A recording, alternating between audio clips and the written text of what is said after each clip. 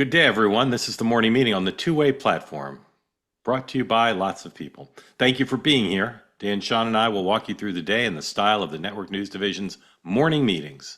Tell you what's coming up during the day, lay it all out for you, comment on it, maybe have some friendly disagreements, and then we'll take your questions. If you're here on the two-way platform, raise your hand. We've had lots of new people already this week.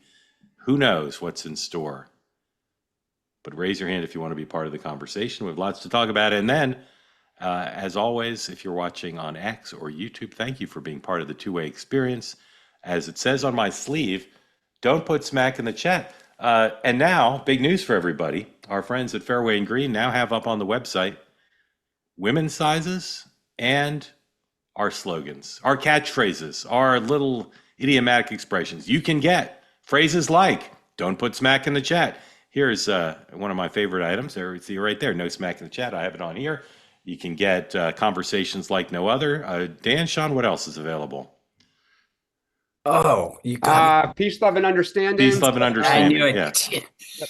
Dynamite. I got no conversation. I think get Dynamite. Like no others. Anyway, Sean, if people are interested in buying some of the merchandise, where do they go? Well, Mark, I'm glad you asked. You can go to two-way.tv. That's two-way.tv/fairway.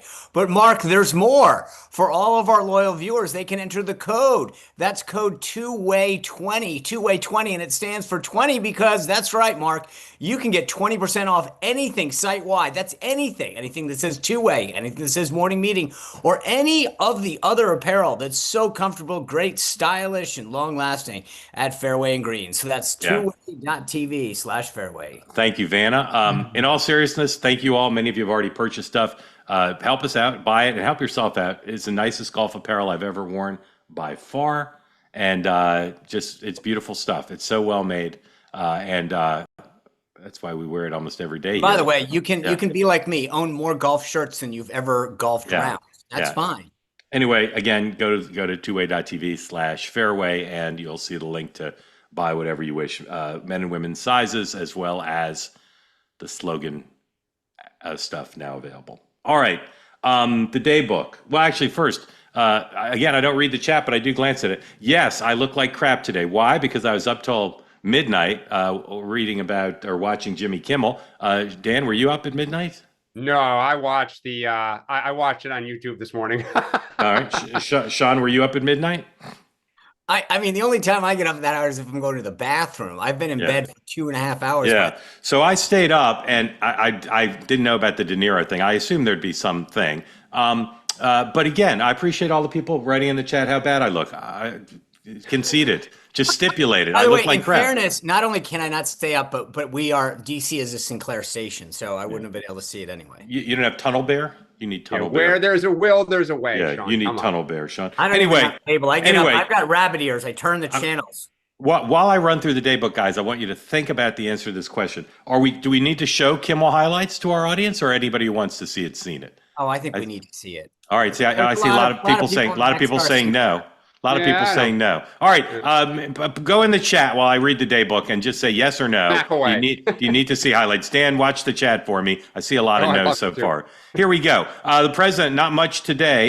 Intelligence briefing at 1. There's the pool, folks in the pool. And then the Rose Garden Club dinner. Sean, any idea who's on the guest list for tonight's Rose Garden Club dinner? Do you know? No, I don't. I'm going to guess some members of Congress because that's. Yeah. I do have some insight into, well, I know members of Congress, but I can't. Okay, anyway, so we may not see the president today. He's yet to weigh in on Kimmel since the episode aired. So we'll see if he does that, maybe even during this hour. The vice president is in North Carolina today, Lexington, and then he's going to Concord, just like in Massachusetts. Apparently, they have both Lexington and Concord, south of the Mason-Dixon line, speaking at a RNC fundraiser. Fairness, just to be clear, in Massachusetts, it's Concord. Yeah, it is Concord. And in North Carolina, where the racetrack is, they're very specific there, too. It's Concord. Yeah. Okay, then. Chuck Schumer's on Morning Joe right now. Let's dip into that just for fun. Yeah, by the way, no one wants Kimmel. Okay, good. Saves us some time. No Kimmel, but I have to hear Chuck Schumer. shot and killed over the summer, and of course Charlie Kirk just a few weeks ago. What would be helpful in terms of rhetoric from the top, a note of unity? Yeah, look, it has to come from the top. And like on so many other things, Donald Trump is deficient in this, totally deficient. The day after Charlie Kirk, instead of just bringing Americans together to mourn, and let's forget politics, Ronald Reagan would have done just that. He would have brought together and mourned. Donald Trump's busy pointing fingers before he even had evidence. That doesn't help. Let's talk about what's happening on the Hill. It looks like we may Not be much. moving toward a government shutdown. Can that be averted? I hope it can. We Democrats definitely want to avert a shutdown. We know how bad it is. And we're asking something very simple, Joe, for the president to sit down and talk with us. You know, he's not the king. He can't just dictate what happened. He said he doesn't need Democrats. Well, then he doesn't know how to count, because there are 60 votes in this Senate that you need to pass this, and he's got 53. And frankly, when I was majority leader for 4 years, the last 4, we didn't have a shutdown. Why? Because I sat down and talked with Republicans and we compromised. No one got everything they wanted. Donald Trump is the first president we're having a shutdown. As you saw, Hakeem Jeffries and I just made a simple, easy request.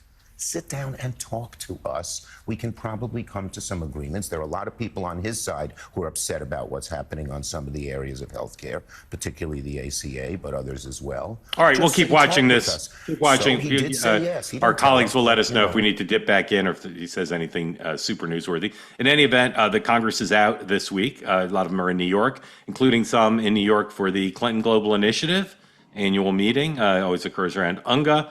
President Clinton is giving a speech later today. Gavin Newsom is there, as he's been in the past.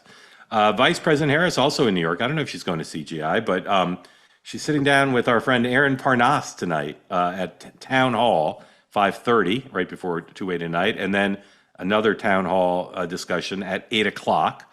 And during our half hour or hour here, Ukrainian President Zelensky is addressing the United Nations General Assembly, so we might dip into that as well. There's been a shooting in an ICE facility in Dallas. At least 2 detainees have been shot, and we'll. I believe it's 3. And the gunman, they're The saying gunman had, so it would make it 4. Yeah. All right. I'm just going based on CNN says 2, Fox says 3. Anyway, we'll continue to follow that. So Dan, we're not showing Kimmel highlights, right? We're just going to talk. Kimmel. Well, if the community is the decider, then those in our all right. If you're interested in Kimmel, go online because you can watch them all. Just show you a few things in reaction to Kimmel. Here is number 110, please. So one of the most important people in Charlie Kirk's professional life, and the person on his team I know best, is his producer. He's more than his producer. He's also the spokesman. Andrew Colvett is a spokesman for Turning Point. He was Charlie's producer. He was a regular on the show. Here's what he tweeted in reaction to Jimmy Kimmel. Not good enough, Jimmy. It's simple. Here's what you need to say. Quote, I'm sorry for saying the shooter was MAGA. He was not. He was of the left. I apologize to the Kirk family for lying. Please accept my sincere apology. I will do better. I was wrong. Now, the 2 station owners, Sinclair, Nexstar, haven't made clear if they're going to continue to boycott the show. But it appears that, and we'll see what President Trump says, but it appears that Kimmel's just back on the air now and we'll start doing regular shows again. And that's that. At least it would, so it would appear. Sean, what are the next 2 shoes to drop in the Kimmel matter? Well, first, I just want to say with respect to the shooting that's ongoing, it'll be interesting how many Democrats denounce the shooting of ICE agents. The violence that they love to quote, say that they denounce. It'll be interesting if that extends to shooting up ICE facilities, violence against ICE facilities, as I've said the other day. It seems as though that's the water's edge that they stop at. I would say one of the things that I tweeted out this earlier. What Kimmel did last night was reinforce the lines. He didn't apologize. I tweeted this out that there are 2 types of apologies. There's the real ones where you say, I'm sorry, I made a mistake. I asked for forgiveness. Exactly what Andrew said in that tweet. Yeah. And the second are the weasel ones. And the weasel ones were where I'm sorry if you're offended. And that's what Jimmy did last night. And if you look at the reaction of almost not just everyone on MAGA, but even people like Peter Meyer, who is no friend of Donald Trump, voted to impeach him, went on CNN last night and said that was, that was outrageous what he did. Yeah, Dan, what are the next two shoes to drop in the Kimmel story? I think watch advertisers and watch, Disney's pending business. And I'll add a third, Jimmy Kimmel's contract negotiations. Yeah, although those things, I think it's the other thing, those things are longer term. What's going to happen like immediately? Well, no, but I mean, they're longer term, but those don't happen slow. I mean, they. What are the next two shoes to drop like this week? Are there any shoes dropping this week, or we're just waiting for these industry? I think the president's going to react and whatever, but that's an obvious one. I mean, do we think the chairman of the FCC is going to stay silent, or yes? Yes. Okay. Yeah, I think he'll in everyone. Right. But I will say this: the thing between, first of all, to Dan, I think ABC made a decision for a reason. I think advertisers knew what they were getting into, but this is more of this is why I'm saying the short-term shoe to drop is this is going to reinforce everything that we on the right believe is the problem. That this was just a quick, let's just push this aside. There are more people outraged about Jimmy Kimmel being suspended than there are about Charlie Kirk being assassinated, and the battle lines are drawn right now. Yeah. All right. Let's move on. We can talk about this if people want to talk about it. Raise your hand if you're here on the platform, want to get in on the conversation. President, remarkable Truth Social post yesterday on Russia and Ukraine, saying the Ukrainians should try to win the war, that the U.S. and Europe will help with that, and that Russia is a paper tiger. Here's some of the reactions since then. Here's the Russian said, 111, please. The Russian reaction was, didn't love it, I'd say in Moscow, didn't love it. Reuters, Russia says it's advancing in Ukraine and its economy is stable after Trump calls it, quote, a paper tiger. And here's a quote to the BBC, what Sean calls the Beeb, from the Russian Kremlin spokesperson. Moscow gave Donald Trump a zoology lesson Wednesday, insisting that Russia is, quote, a bear and not a paper tiger on the geopolitical stage. Here's the quote from Kremlin spokesman Dmitry Peskov to the BBC. Quote, Russia is by no means a tiger. Russia is traditionally seen as a bear. There's no such thing as paper bears. Russia is a real bear. Sounds like a great children's story. And here is the president's former national security advisor, freshly minted UN ambassador, former Congressman Mike Waltz on Fox and Friends, explaining the president's change of rhetoric. 112, please. Well, I think you're seeing the president's frustration and disappointment, frankly, with Putin. He has made innumerable calls. We had the summits in Saudi Arabia, in Turkey, in Alaska, obviously. And look, at the end of the day, Putin has to end this war. The president has made it very clear his intent. And what you're seeing now is you're seeing, with the president's urging, you're seeing Europe increasingly stepping up.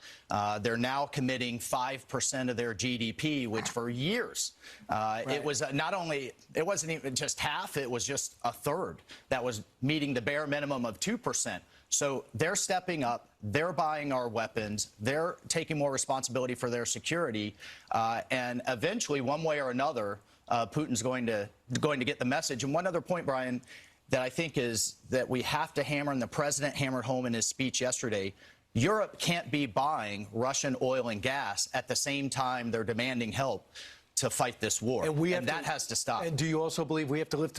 All right, and here's a ravish review from a former Secretary of State and presidential candidate, Hillary Rodham Clinton, appearing on Morning Joe. Please play number 113.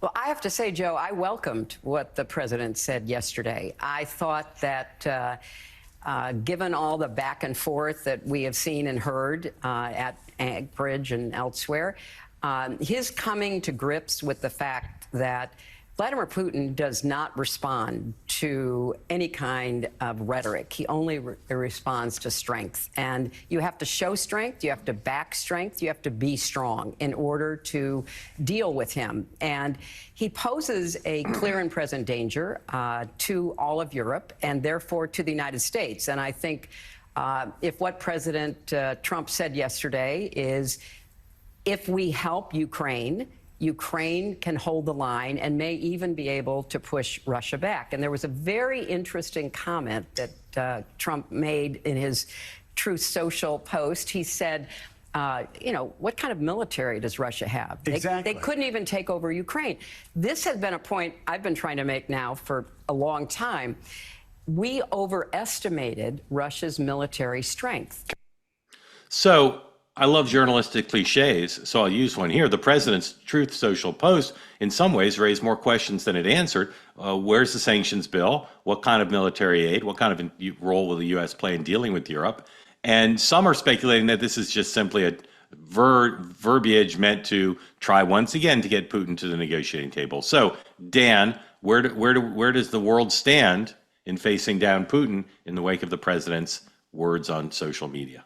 First off, I love Hillary Clinton. God, she would have been a great president. Mark, I think you just said it. Everyone's now curious. What does Donald Trump really think? I mean, he says so many things, but then he doesn't back it up. So is he now really all in? Are we going to truly start pushing arms to Europe? I know he doesn't want to directly give them to the Ukrainians. So are we going to give them a discount to Europe to buy them, to send them to Ukraine? Are we going to authorize strikes into Russia? Like, how much are we all in to defeat Putin? Because otherwise, Hillary is 100% right. Putin has no respect for words, only action. Sean, this is, the president tweets and posts on Truth, all sorts of things, for a decade. I found that to be one of the most extraordinary statements, to go from, threatening to give up on Ukraine to being more bullish on their chances of winning than Joe Biden was. So what do you think accounts for what the president did? And again, where do you think we're headed next? I think what accounts for, I've been saying this consistently, that he says it very openly. He really thought that his relationship with Putin would be instrumental in solving this. And that's why he was willing to meet him somewhere, I think, realistically, which is what we've talked about, which is you'll get some land, which is probably more than you've ever been, but that's a realistic end game. And I think reasonable people thought that actually that would be a win, and it would have been a massive win for Russia. Historically, laying out some precedent that you can attack a sovereign nation, take their land, and walk away. So I think the president rightly thought that his relationship with Putin would yield some outcome that would have benefited him. And I think by taking it too far, especially the comment that we didn't play yet, is when he was asked point blank, should NATO countries whose airspace, et cetera, is infringed upon retaliate? And he said, absolutely. So it's actually, he's going farther than that. And I think he's been pushed too far. He's been proven that Putin doesn't want a deal, and of any kind, frankly. And that I will say Zelensky and the Europeans have played this a lot smarter than they did initially, where they've allowed to say, we'll play it your way. We'll allow you to develop your relationship. And at some point, we're going to make you kind of come to the light instead of us forcing you to that. And the president has gotten there yet. So, rank Dan first, then Sean. Rank these three things in order of likelihood, from most likely to least likely. There's a peace negotiations between Putin and Zelensky, with whether Trump's there or not. There's a face-to-face peace negotiations. 2, the sanctions bill passes in the Senate, secondary sanctions against India and China. Or 3, there's a U.S.-backed broad military offensive on the part of Ukraine, trying to retake land. Can I add a fourth?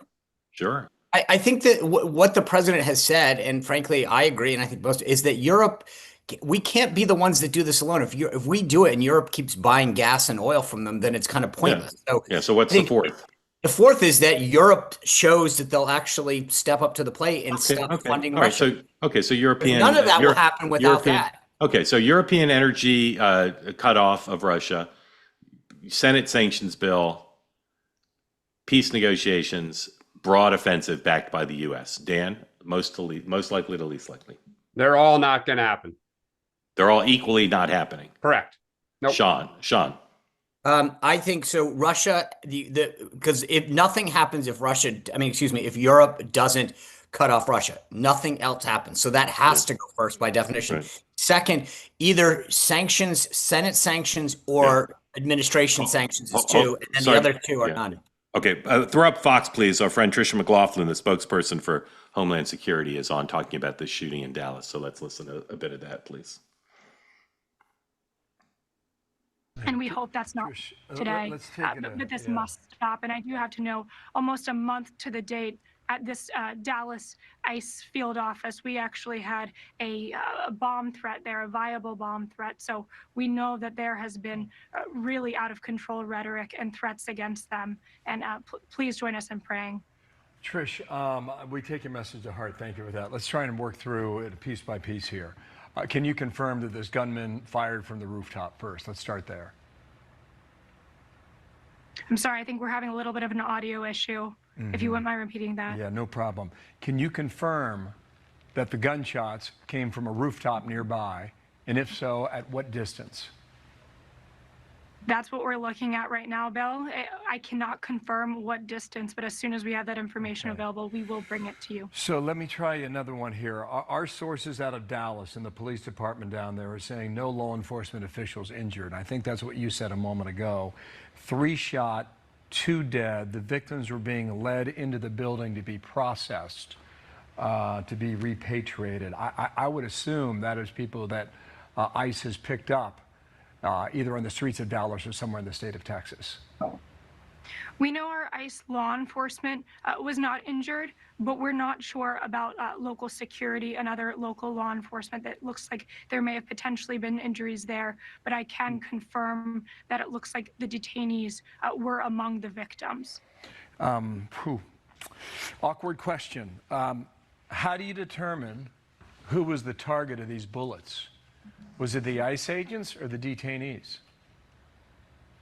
Either way, it's monstrous, but I think that this is something that Homeland Security Investigations is going to be looking at, as well as our partner law enforcement. We're going to get to the answers for the American people as soon as we can. Okay, let's cut out of this. Cut out of this for now. We'll come back. We'll come back. To this facility at this. You can take that down. All right, guys, let's speed through some stuff. We're going to get to your questions in just a bit, so please raise your hand if you want in on the conversation. I don't think we need to talk very much about a shutdown, because with the talks between Schumer and Jeffries and the president canceled, I don't think there's anything happening anytime soon, at least before tomorrow's show. Do either of you see any movement in the next 24 hours on a potential shutdown? No. Sean? None. Okay. Schumer, story in the Politico today saying that they contacted a bunch of people running for Senate in various states with contested primaries, and no one supported Schumer for majority leader. Not everybody opposed him, but no one said, yes, of course, I'm for the current leader. Now, this happened to Nancy Pelosi at one point when she was the Democratic leader, or perhaps speaker, I guess the Democratic leader. And it happened, of course, to Mitch McConnell. Dan first, then Sean. Schumer could retire. He could stay on and not run for leader, or AOC could beat him in a primary. Will Chuck Schumer be the Democratic leader, regardless minority? Will he be the Democratic leader in the next Congress? Yes or no? Yes, he will be in the next Congress, but he will announce he's not going to run for re-election in 2028.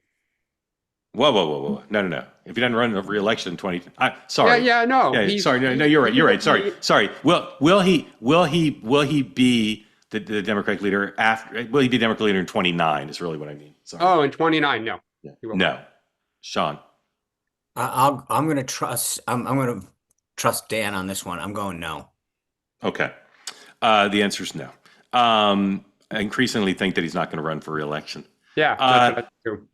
Kamala Harris. Okay, just real quick. Yeah. If he doesn't run, wait. I just want to clarify this. If he doesn't run, are you guys both of the mindset that AOC does run? Yes. No. I think she's going to run for president in 28 instead. I will say, Mark, the one caveat is if Democrats somehow win the Senate, he'll stay. Yeah. Oh, okay. Credit for Brown and Cooper and yeah. Right. All right. This Politico story on Schumer. Sorry, Harris. Politico story on Harris, and one in the Free Press says what we've been saying here, what we said on Two-Way Tonight, which is the book tour is alienating Democrats. There's a lot of on the record and blind quotes in the Politico story saying this is all self-serving. She's trashing people. She's gossipy. People don't want to be reminded of her. Sean first, then Dan. If you were an advisor to Kamala Harris and she called you and she said, I've read all these stories and I don't like the coverage here. I want to turn the page. The book tour continues. What would be like her talking points or her strategy to get the coverage on something being less negatively received by the commentariat? I think two things. One, she could lay out some sort of like wild vision or policy pronouncement on the left going forward, saying we Democrats need to support free housing or something. I mean, like really change the topic, or find some really new sharp attack on Donald Trump. I wouldn't recommend that, but I think that's the reflexive default of most Democrats. Yeah. But if she really wanted to do this, she'd find something affordable housing, something like that would change the thing that people would say, I saw you announce this. Okay. I got to ask you about it. Dan, what do you think of that idea? Yeah, I mean, her problem is the base was so frustrated with her with the election. The base was then frustrated that she stayed silent for this entire first half of this year. So you've got to do something to throw the base some red meat to get them off of the circular firing squad and onto a new target. No pun intended, in these times right now. But she's got no friends right now. No. Nobody is pleased with what she's doing, not even her and her own staff. She's got the number one selling book on Amazon. So, all right, I thought it'd be number 15. So there you go. Yeah. I think, that's actually the one surprising thing of the entire deal is how well it's doing. Although Amazon, is an algorithm, so you can, but yeah. I will say, I'm reading it. She could do housing too. I also think, and again, I'm just trying to put my lefty hat on. I think she could do something on legalizing drugs. Yeah. Kids motivated. Is there any level on which someone could say to her, the coverage of your book tour, not book sales, the coverage of your book tour is going well? Are we being too hard? Is it possible it's actually going really well? No, and I know somebody around her who said they're aware of how bad it's going. Yes. That's true. And so is she. His name is Doug. Yeah, but that's why his name is Doug. That's why I wonder if she'll try to change it. I don't know what she's doing besides these 2 town hall things tonight. Does anybody know what else is coming up on the book tour? She's got a bunch of events coming up. But yeah, I was going to say she's got those ticketed events. Does she got any more press coming up? No, but I think she might be trying to meet with people. Yeah. I think she may be trying to meet with donors. She may be trying, and I'm not sure everyone wants to take the meeting. Yeah. True. All right. I will say the ticket sales, though, that's going to be another thing. We saw like Jim Acosta tried to pull that off here and it went horrible. So I think, does she sell these things out? Do they start giving tickets away? That's not a good look. Yeah. Hillary Clinton was on Morning Joe for 2 segments. As Dan said, a lot of Democrats looked at her performance this morning and said to him and to me, and Dan said himself, oh my God, she's so awesome. And she's, a very impressive person. But we don't need to talk about that. Gavin Newsom is also in New York, was on Colbert last night. He was asked by Stephen why the redistricting fight had such resonance. And here he is, 116, please. Why do you think it so deeply resonates with people? Why do you think this has made such a difference? I mean, you're glad it is, but what do you think people are responding to? Just the fight. I think, this has been a tough time. I'm aware. But there's been a lot of anxiety, a lot of stress, a lot of folks that honestly just don't know we're going to get our country back. And I get it. This guy is flooding the zone. He's dominating the narratives. Facts don't seem to matter. Mm-hmm. And Democrats, frankly, have had a difficult time pushing back. And Democrats feel that, times there's sort of this weakness that dominates our brand and our party. And I think what people appreciate is that we're willing to fight, and not only fight symbolically by having a little bit fun, but fight substantively. We have 41 lawsuits against this son of a bitch. We're pushing back and we're winning. And we're filling a void on a lot of issues. I'm out here for Climate Week. California is the tentpole in terms of climate policy in this country. As he walks away from Paris, he walks away from leadership, moral authority around the rest of the world. California's trying to assert itself on health policy. Same thing. We created this West Coast collaborative. We're not going to listen to this guy. We're not going to listen to him trying to pronounce acetaminophen, or we're not going to sit there, listen to all that. No one trusts the guy. We have to take a quick break. We'll be right back with more. All right, quick pop up the quad split. Does it have the BBC in there? Is that the 4th thing in there right now? I just want to show you the way the cable networks are currently covering things. Fox is still covering the shooting, and CNN has an exclusive interview with the Washington Post columnist Tia, who was fired. MSNBC is promoting their role in the thing they do every year, the Global Citizen Initiative. Yeah, that big concert is Saturday big concert night. in Central Park, and the BBC, which is not, we have CNBC up there, but the BBC is covering Zelensky speaking live to the UN right now. So just give you an idea of what's in the news. All right, finally, and then we're going to talk about Gavin Newsom and AOC and Kamala Harris. Gavin Newsom recruited AOC to do an ad for the ballot measure on redistricting. And Dan and Sean are going to give theater criticism reviews of her perf in this 30-second reel after we play it right now. Number 118, please. California, you know we don't back down from a fight. And this November, the fight belongs to you. Donald Trump is redrawing election maps to force through a Congress that only answers to him, not the people. If he gets away with it, all bets are off for our health care, our paychecks, and our freedoms. With Prop 50, we can stop him. Prop 50 levels the playing field and gives power back to the people. Fight for democracy in all 50 states. Yes on 50. Dan, review of that performance. For the targeted audience, it's good. I mean, I know some of those things she said don't test well with the broader electorate, but for California Democrats who they're trying to get fired up to make sure they turn out, it's a good ad. Sean? So I feel like I'm, stayed up late. I instead of watching Kimmel, I did watch Dancing with the Stars. So I'll do my best Bruno here. I thought the production was good, the lighting was good, it came off well. To Dan's point, again, that's not appealing to Republicans, but I assume that she tests well with Democrats, and it comes across well. I will say, to be nitpicky here, because that's what Bruno would do on my tango. She like the idea that she's not part of California. She represents New York. So I got to give her take points off on that. And there's no call to action at the end, no CTA, no. So go to California.prop50 and join the fight. That's a huge miss. You got someone like her. She's motivating you. You want to tell your folks where to go. You want to get them to activate in some ways. They missed that on that. I'm going to take a point off for that. So I'm going to give her 7.5. Okay. I thought the performance was excellent. Yeah, so do I. Excellent. All right. 7.5 is pretty good. Exit question in no particular order. Who today are the three most likely Democratic nominees for president in 2028? Dan.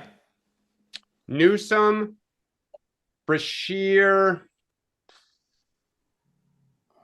somebody in the progressive wing. Need a name. Must name names. AOC. Thank you. Sean. Newsom, AOC, and then I'm in a third place tie. It's like Westmore, Whitmer, Beshear. Neither of you said Shapiro. No, I'm actually getting ready to write on him. Yeah, Sean. Neither of you think Shapiro. Yeah, okay, I'll add him to my tie. He's a third. I give him my third place tie. He just keeps showing that when there's opportunity, he just seems frozen. Since you guys didn't play fair, I'm not going to even tell you my answer. Well, come on. You can cheat, but you still give us play. Newsom, Shapiro, and Michael Bennett. Okay. Really? Yeah. Oh my God! If Michael Bennett is your three, that's so. You think he can pivot from running for governor to running for president immediately? Michael Dukakis did it, and look how well it worked out for him. Yes. Okay, everybody. In just a moment, we're going to get. Can I just one quick point on Polis and Bennett. I can't leave Newsom without saying this. For all the crap that Republicans take, Newsom was on Colbert. He also talked about how the 2028 election is likely to be canceled.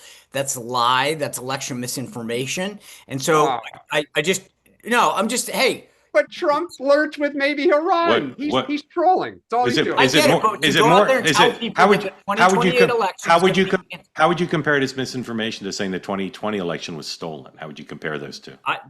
Equal. You can't tell me one's in the past. One already happened. You're trying to suppress the vote. 2028. So Trump's saying he may run in 28.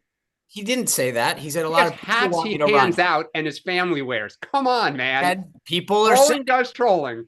Some people are saying. All right. Again, in just a moment, if you want to get in on the conversation, what a wonderful opportunity. One last thing, because how come no one mentioned Pritzker? He's as good a chance as Dan to be the nominee. We got a website for Dan. I know. Dan. That's right. Yeah. Yes, we Dan. Again, everybody, if you're here and you want to get in on the conversation, please raise your hand. I see some new hands up. I'm like the host of Romper Room. I see all these new people. I see Sally. I see Grant. I see Chuck. Thank you. We'll get to everybody in just a moment. And as always, bring peace, love, and understanding to the party, please. Mark, we love certain people, right? Yeah. CB Distillery, if you're... Yeah, you reminding me I'm supposed to do the promo for CB Distillery. I remembered. Here's an opportunity to get a 25% discount from our sponsor, CB Distillery. Go to cbdistillery.com. Use the promo code Mark. What do you find there? You find products that can help you sleep, relax, deal with pain after exercise. For some people, it positively impacts mood and focus. CB Distillery products are clean, high quality, no fillers, just premium CBD. Imagine opportunity to try something new. Wake up feeling rested, no nagging pains, no aches. That is what happens. Over 2 million people have used CB Distillery products and trust them to be effective. So if you're ready for better sleep, less pain, less stress, give the products from CB Distillery a try. CB Distillery, CBD products available on the website, cbdistillery.com, 25% off. Use the code MARK, M-A-R-K, 25% off, cbdistillery.com. All right, ladies and gentlemen, now it is your turn. This program's not about Dan and Sean, as much as it often seems that way. This program's about you. You. Here we go. Sally's walked out of the frame. Sally, are you there? Sally G? Of the Blues Brothers. You. All right, Sally G, if you come back, I'll call on you. But let's go to Chuck Long. Chuck, welcome in. Thanks for being part of the two-way experience. Tell everybody where you are and what's on your mind for award-winning hosts Dan Turrentine and Sean M. Spicer. Hey, thanks, Mark. Thanks for the platform. This is great. This is my first time calling or actually being on the platform. I typically watch on YouTube, but I wanted to get on here to welcome see in. if I could. I'm in Oklahoma, but I'm not from here. I retired after 26 years in the Navy, and this is just where we ended up. So I want to talk about the kind of echo the caller that you had last week that you had on, played a clip of on the last night on your two-way show from Chicago. And I'm in a similar situation. I'm a two-time Trump voter, 2020, 2024. And you're always asking about what we can do to move forward and bring the country together. I think a big part of it, from my perspective, is the leaders in the Democratic Party, and I know people like Dan, who I really appreciate, do admit to some of these shortcomings. The border is secure, the Hunter Biden laptop, threat to democracy, fiery but mostly peaceful, pandemic of the unvaccinated. They need to actually say, we were wrong, or we misled you, or something to that effect, or else people are not going to trust them. They're not going to trust, that they have the best interest of the country going forward. And I think that that's a big problem. I want there to be a good Democratic candidate, because I think that makes the Republicans put forth their best candidate, and it just makes us a better country for it. And last question for you, Mark. Do you read the chat, or do you just glance at it? I've never read it once. Occasionally I glance at it just because I'm a former high school basketball player, and my peripheral vision, I just can't turn it off. But thank you for that. Dan, comment on what Chuck said, or maybe a question for Chuck. Chuck, I think you said it very well. First off, good job raising your hand, and welcome to the Zoom. I think you're starting to see some Democrats who want to be leaders expressing areas where we've made mistakes. Pete Buttigieg has started to do it. You saw Josh Shapiro even kind of going back at Kamala Harris by saying, hey, you're going to have to answer for why you didn't say anything, I think you're beginning to see it. And I think that you're right. The only way to regain trust is you have to admit where you were wrong. And so I think you will see it. Is there an issue particular as you look forward that really gnaws at you, where you're like, man, until they address this, I just cannot see myself going back? I think the biggest one is the border, because of how they ignored it for so long, and then towards the end of the President Biden's administration, they said, "Oh no, we're fixing it now. It's getting better, and then we have this bill that's going to fix it. You can't fix it without the bill. We have to pass this." But then the bill doesn't pass, and then somehow President Trump comes in, and the border seems to be more secure. So, did we need the bill? Why couldn't we have done it without the, just things like that? And I mean, there's still, like you guys were talking about earlier, oh, there's not going to be an election in 2028, threat to democracy, those types of things. It's not realistic. And I know that it's trolling, and Trump does it too. I'm running for a third, maybe I'll run for a third term, but, just things like that. And Mark, I had one other point, and I'll let you go. I know that you guys, there's a lot of news inside the Beltway, and then, as you say, Gotham City. Maybe a suggestion that once a week you do like flyover Fridays and have somebody on from like the flyover states as a guest. Just a suggestion, because there's those of us out here too. Like I said, I'm not from Oklahoma, but I happen to live here. Yeah, Chuck, both coasts. Chuck, I appreciate the suggestion, but ironically, we have someone from flyover country on right now. That would be you. That's true. Yeah, people from flyover country are very welcome here at all times. But thank you for being here. Thank you. Grateful It's to you funny, for on being the part left, of they it. say all we do is have people there. There's no one from, coastal areas. Yeah. All right. Let's add in Grant. Grant, unmute. Welcome in. Tell folks who don't know where you are what's on your mind. And no, I don't read the chat. Hey, good morning, everybody. Kind of like Chuck, I watch on YouTube a lot. It's my first time actually being involved on the Zoom meeting. So welcome in. Happy to have you here. Thank you. Thank you. I'm from Texas. I was born and raised here, just outside of Houston. So that will actually be one of my two questions or points today. The first one was, I just found it really pathetic, I guess, that Jimmy Kimmel couldn't even apologize fully last night. I watched the clip this morning, and I thought, if my child had done something wrong, or my spouse or a coworker and gave me that sort of apology, I would absolutely not believe in any way, shape, or form that they felt like they had done wrong. I mean, I just really feel like Kimmel could have gone a little bit, not even the script that we read earlier from that tweet, but just some sort of acknowledgement of, hey, yeah, I got this wrong.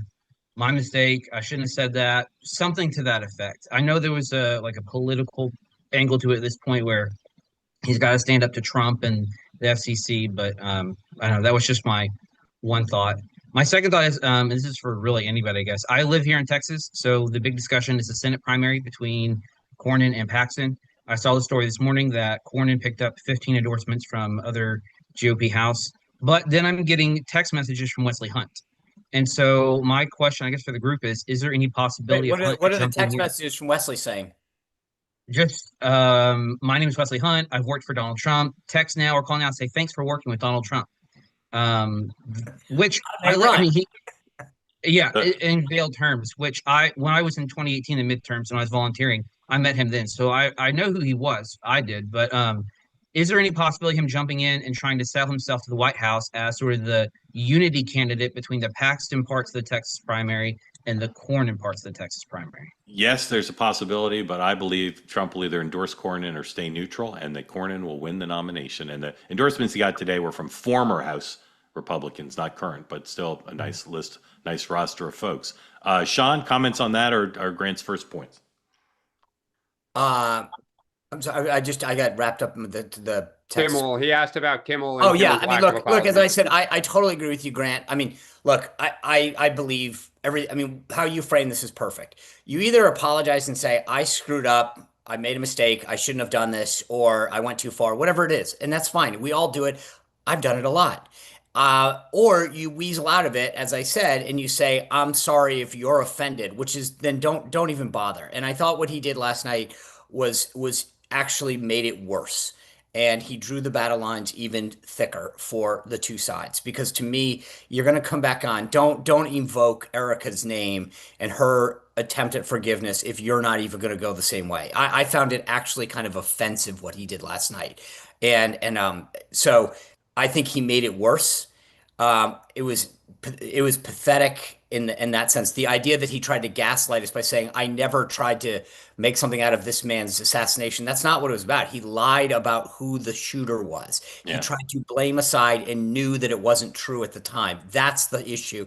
And I think so he is rightly being called out for it. On your other point, look, I think Wesley is trying to sell himself to some degree or test the waters and see if there's stuff there. What I have been impressed, I will say, by what Cornyn has done to close the gap. We'll see how this works. I don't believe we'll get to a point where Trump will endorse him. I would find it a hard bridge to cross for the Trump team. And Trump knows that.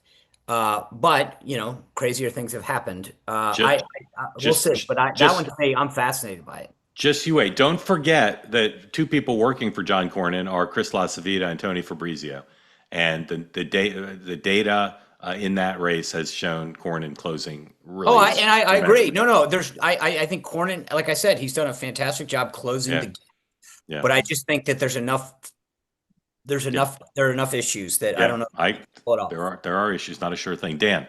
Yeah. So I'll defer to them on Texas. On Kimmel, I think, look, Grant, I agree with Sean, and my MO is when you screw up, you own it, you apologize, you swallow your medicine, and you move on. I think one of the things, though, is one of the things that the left has kind of looked at and pulled their hair out the last 10 years is that Trump never apologizes for anything, ever, right? It is always a front foot, counterattack and distract. And so what Kimmel did last night, whatever I think of it, to a lot of Democrats, they applauded. Don't back down. You didn't actually mean that. You were talking about something else. Again, you and I can disagree about that. You can say that enrages me. But whether it's Gavin Newsom or others, Democrats are now like, you know what? We can't beat Trump. Copy him. Copy his tactics, copy his strategies. Do not apologize or you're a wimp. Yeah. Grant, thank you. Hey guys, don't look at your computers. No Googling. The typical Kimmel video gets about 250,000 views. How many views so far do you think the 20-minute monologue has? 1.7 million. Oh, excuse me, 2.7 million. 2.7. Dan. 15 million. Right in the middle, kind of 8.5 million. And of course, if you lived in a Sinclair market or a Nexstar market, you can still watch it. All right. Wait, hold on. Can I riff off that for a second? Mark Halperin, you're the executive producer of Jimmy Kimmel Tonight. Are you more excited you got 15 million to watch your 20-minute monologue on YouTube or whatever ratings you get today? What is more exciting as the EP right now? That video went viral or whatever ratings, whatever comes under door number 2 later today? I'm agnostic on distribution. I just want revenue. So whichever is better for revenue. David, welcome in. Thank you for being revenue is not going to come through YouTube to that level. There you go. David, welcome in. Thank you for being part of the two-way experience. David, for those of you who don't know, lives in Brooklyn, USA, and he wishes Mr. Mamdani was a little bit more to the left. David. Yes, it's a voice from fly-in country. Exactly. Before I ramble on, I just want to tell you that last night I received a special invitation to a Mamdani merch event where you bring in your blank T-shirt or tote bag, and they will emblazon it with the right slogan. When is that? Maybe I'll go with you. When is it? I'm sorry? Maybe I'll go with you. When is it? It's Friday night. It's Friday night. I'll be out of town. It immediately made me think, what if I had a fairly in green shirt which was already emblazoned with "No Smack in the Chat" or something like that? There's room. There's room on it. And I could get it's just a little "No Smack in the Chat." Very little. Yeah. I will say this. Shirts have 2 sleeves. I will say this. I give the guy that's a brilliant idea, though. I'll give him credit. They are innovative. David, besides haberdashery, what's on your mind? I was going to say that one of my favorite categories of discourse, while I go and plug in my computer because I'm running out of power, one of my favorite categories of discourse is the question, why is nobody talking about this? And we have so many items that we could put in that category lately. Why is nobody talking about Epstein anymore? Why is nobody talking about the Biden cover-up anymore? Yeah. My favorite, why is nobody talking about the motivations of the shooters in Utah, in Florida, in Yeah. Butler, PA. Where is the deep Yeah. dive on these guys? Yeah, I these don't are all understand these why are I all these don't are all understand. good. These are all good questions. Do you want us to address any of them in particular, or just the general concept? Well, no, I mean that's my general concept. My Yeah. actual favorite is, why is nobody talking about the fact I watched the Charlie Kirk memorial, quite a bit of it. I didn't catch everybody, but I caught a lot of it. And there we go, power. I was terrified. What I saw, and I don't, like I say, I don't hear anyone talking about this.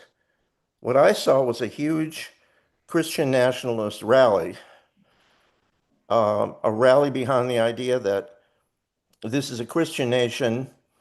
Christians built it. It's for Christians. God has ordained Donald Trump and Stephen Miller to run this country. I mean, it was appalling. It was appalling and terrifying. Okay, And hold this morning, on. I'm rereading David, Stephen hold on. Miller's Hold on. remarks. I want to get Dan and Sean to respond to that. But first, I want to read everybody a tweet from the Secretary of Homeland Security. There was a shooting this morning at the Dallas ICE field office. Details are still emerging, but we can confirm there were multiple injuries and fatalities. The shooter is deceased by a self-inflicted gunshot wound. While we don't know motive yet, we know that our ICE law enforcement are facing unprecedented violence against them. It must stop. Please pray for the victims and their families. Dan, you first on David's critique of the ceremony on Sunday, and then Sean. Well, I think, look, I think I understand what you're saying, David. I think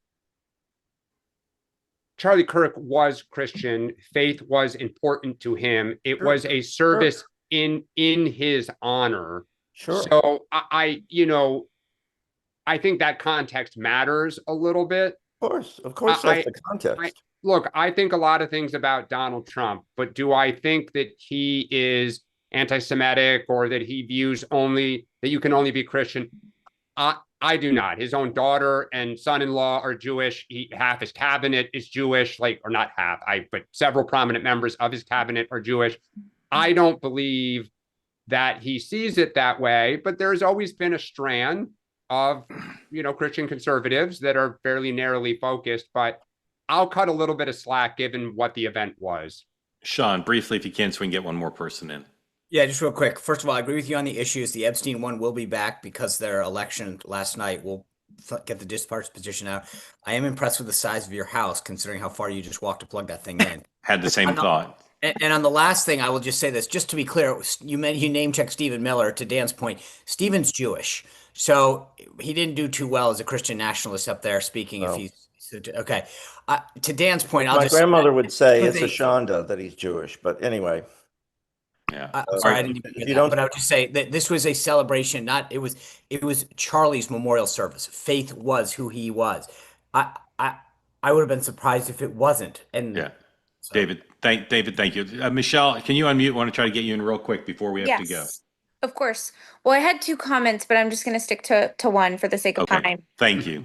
Of course. So something I've been thinking about, Mark, that you've mentioned a few times, and you mentioned it last night on Next Up, is why can't Republicans forgive Jimmy Kimmel? And I want to challenge you, Sean, on something that you said yesterday, that you don't necessarily forgive Jimmy Kimmel and that it's not your place to forgive him, and because he didn't apologize. And I want to challenge you on that because I see it a little bit differently. And I largely agree with you on a lot of things, Sean. So I don't want you to feel like I'm calling you out. Forgiveness is something that you do for you. It's a gift and a mercy that we don't deserve.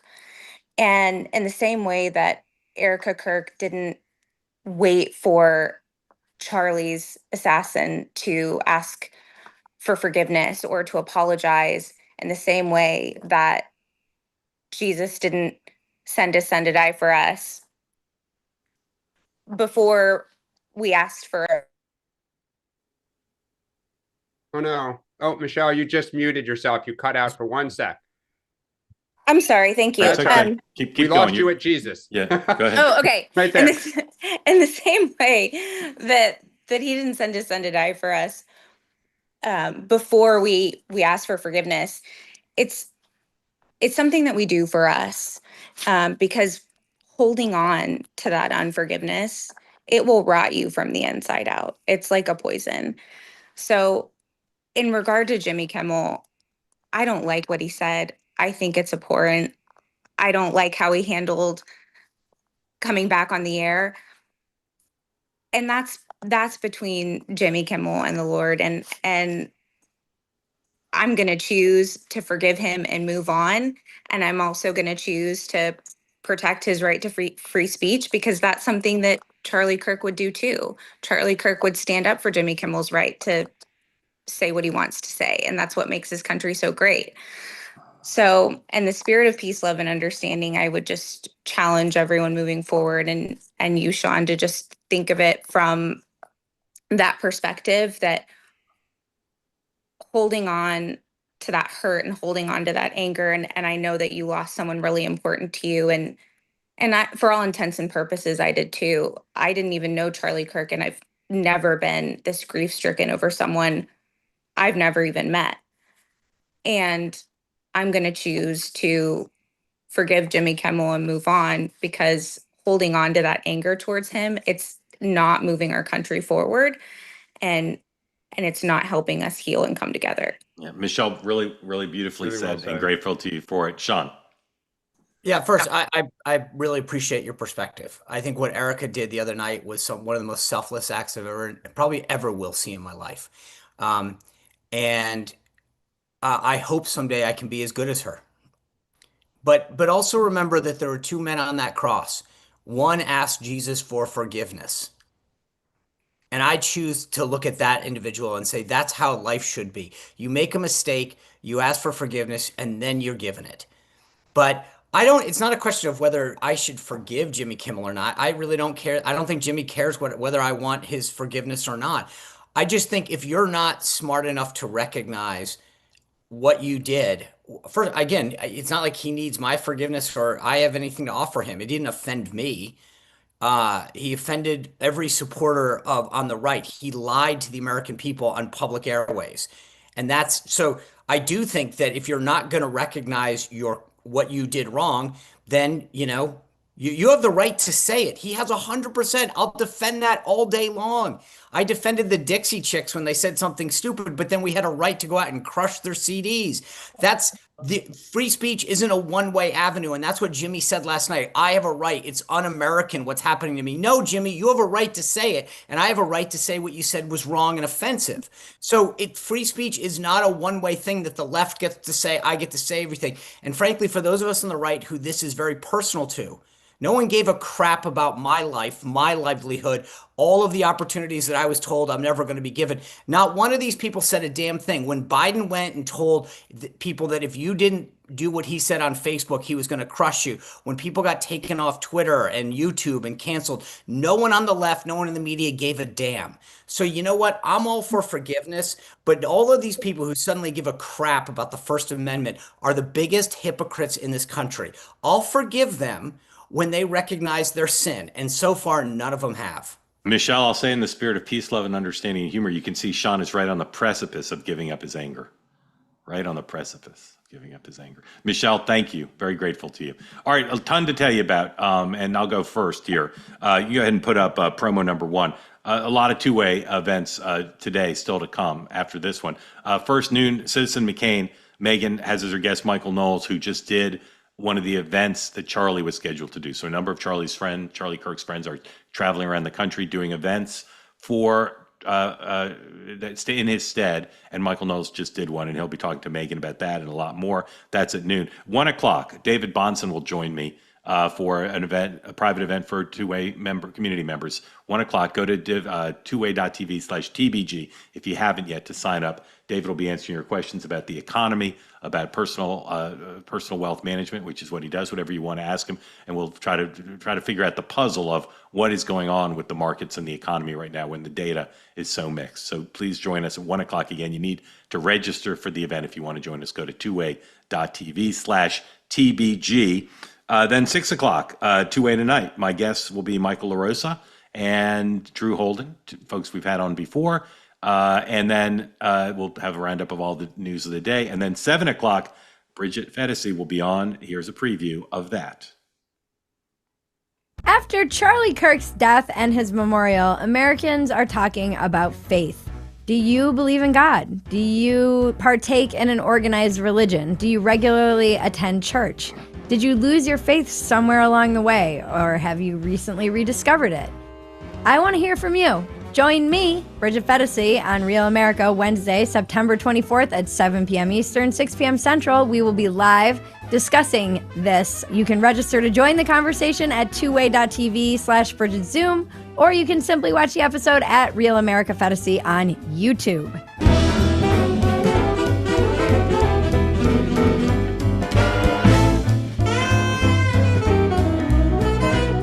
All right, we're at 10 o'clock, and I need to jump over to do Smerconish live in just a moment on SiriusXM.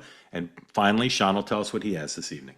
Tonight, Harmeet Dillon from the Department of Justice will be on talking about our civil rights and what we're doing to protect them. Okay. Sorry we ran a little bit over. Grateful to everybody who raised their hand. Lots of other hands up we didn't get to. Come on at 6 o'clock, or we'll see you in 23 hours here. Thank you for your attention to this matter. Go Packers, go, and see you later. Goodbye.